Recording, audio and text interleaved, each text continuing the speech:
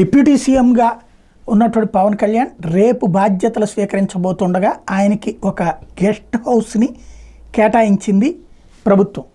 ఏదైతే విజయవాడలో బందర్ రోడ్డు దగ్గర సూర్యారావుపేట దగ్గర ఉన్నటువంటి ఇరిగేషన్కి సంబంధించినటువంటి గెస్ట్ హౌస్ని ఇక్కడ కేటాయిస్తున్నట్టుగా, ఏదైతే గతంలో మంత్రులుగా బొత్స సత్యనారాయణ లాంటి వాళ్ళు వాడినటువంటి గెస్ట్ హౌస్ని ఇప్పుడు ఇస్తూ ఉన్నారు.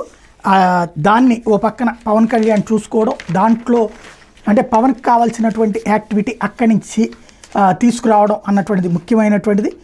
అంటే డిప్యూటీ సీఎంగా ఉన్నటువంటి నేపథ్యంలో క్యాంప్ ఆఫీస్ కింద దాన్ని ఇస్తున్నారు. ఇరిగేషన్ గెస్ట్ హౌస్ ఇది విజయవాడలో సూర్యారావుపేటలో ఉన్నటువంటి ఇరిగేషన్ గెస్ట్ హౌస్. అంటే ఇంతకుముందు ఒకప్పుడు దేవినేని ఉమా వాడైనటువంటిది అది.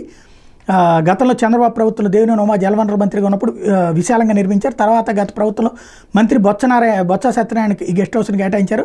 అట్లా సచివాలయంలో గతంలో పంచాయతీరాజ్ గ్రామీణాభివృద్ధి మంత్రి పేషి 5వ బ్లాక్లో ఉండేది. ఇప్పుడు పవన్తో పాటు జనసేన మంత్రులు నాదెళ్ల మనోహర్, కందుల దుర్గేష్ కూడా 2వ బ్లాక్లో మొదటి అంతస్తులో కేటాయించారు. ఇప్పటికే ఈ బ్లాక్ గ్రౌండ్ ఫ్లోర్లో పేషిని మంత్రి నారాయణకి అప్పగించారు. సీఎం పేషి 1వ బ్లాక్ దగ్గర ఉండటంతో పవన్ పేషీలు 2వ బ్లాక్లో ఉంటే అందుబాటులో ఉంటుందని ఆ మేరకు కేటాయింపులు చేశారు.